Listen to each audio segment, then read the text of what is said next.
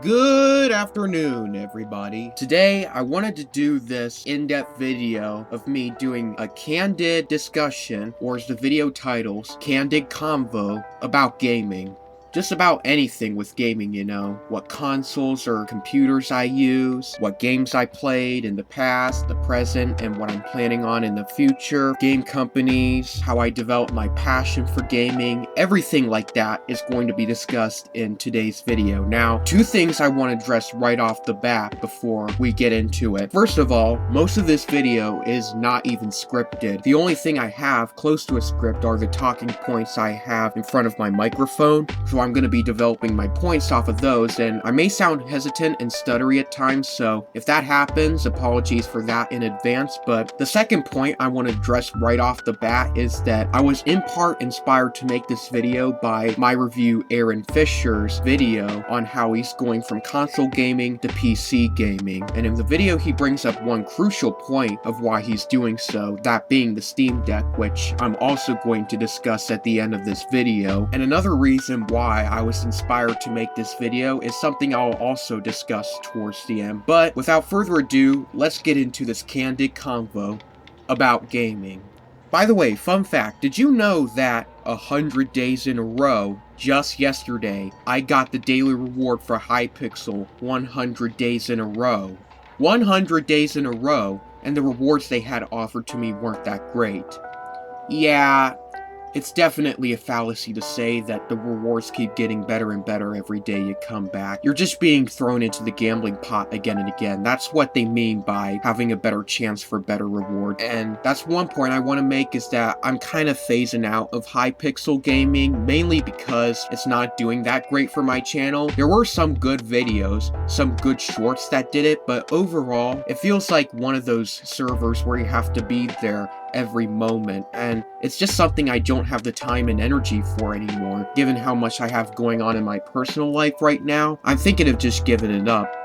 Please feel free to leave a comment down below whether you want me to continue Hypixel gaming or not, what tips I should have when marketing these videos, everything like that. So yeah, now let's get into growing up as a kid. I grew up on those tiny game consoles that I would spend hours on the couch under the covers just trying to beat those games, hard as they may be. And it was in those moments when I first developed, but it wouldn't be until I got my iPad 2 that this hobby turned into a passion, because I had multiple games at my fingertips. It was in the early days of the App Store and mobile games and everything, where, you know, I had to beg my parents to buy most of those games for me, and I love most of those games. You know, there were the Toca games, you know, and everything that used to be on the App Store, and most of them are pretty much gone nowadays, which is unfortunate. But there were two significant groups of gaming in which my passion for where I am with gaming today is still where it is.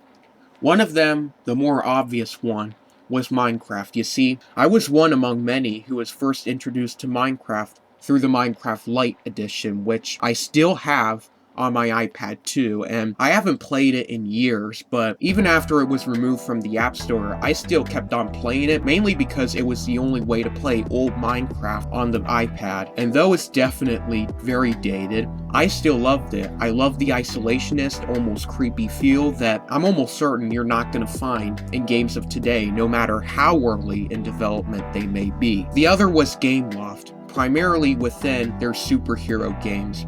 They made both the Amazing Spider-Man games as well as the Dark Knight Rises game. Oh my word. They were amazing.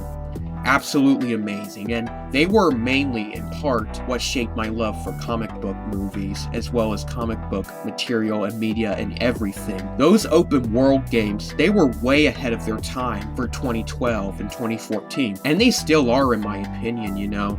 Gameloft was really onto something the moment they released those games, especially with The Dark Knight Rises, because it was essentially a mobile Batman Arkham game, which I'm even seriously considering getting back my old iPad 2, charging it back up, possibly finding a good screen recorder for my iPad 2 that I can still download, record footage of me playing that game, and then do a review on it for my channel. Even though it's no longer in app stores, I still want to play The Dark Knight Rises mobile, because I think think there was a real missed opportunity because it was also in that age where Xbox and PlayStation consoles were at their trend, and I think there was a real missed opportunity there to make for those consoles a whole game on the whole Dark Knight trilogy. That would have been amazing. And as beloved as the Batman Arkham games may be, a game on the Dark Knight trilogy, even a game on the Michael Keaton Batman movie, or even the Snyderverse, even they would be absolutely beloved by DC fans. But what was unfortunate with the downfall of those mobile games is that, you know, they had to appeal to new modern trends where they had to keep pushing out more cookie cutter content. They weren't passion projects, they were just products. They pushed out more and more of that, and the licensing deal with Gameloft and Warner Brothers as well as Marvel, they all expired, and so they had to strike off the Spider-Man and Batman games as well as the Man of Steel game, which I never got the opportunity to play. So there's the downfall of mobile games, you know. Anyways, there was actually one more group of mobile games in which I forgot to mention that also shaped my passion for gaming: Lego games.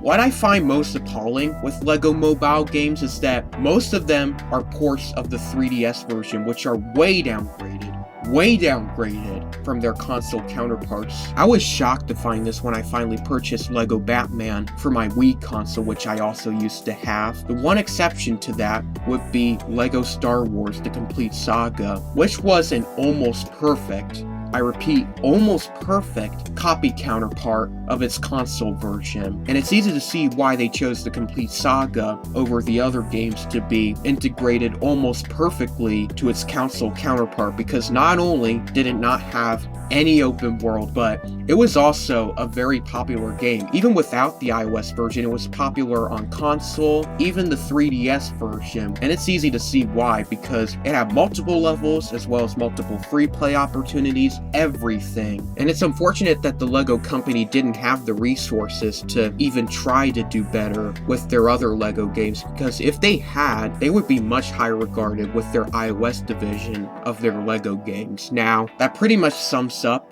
my experience with iOS and mobile games on my iPad. I've fallen more and more out of it, like I said, because of the lesser and lesser quality of games, but also because the few good games I have still on my newer iPad, they haven't been receiving much updates, and even then they've just kind of faded with time, and I've never even bothered to get a screen recorder to record gameplay footage for that or do a review on it for my channel, because I figured it wasn't the resources nor the time, and I would have to somehow upload the video files to my computer and everything. It was just this whole big ordeal that I just decided I didn't have the energy for. So that pretty much sums it up with my iPad. Now I'm gonna move over to Wii.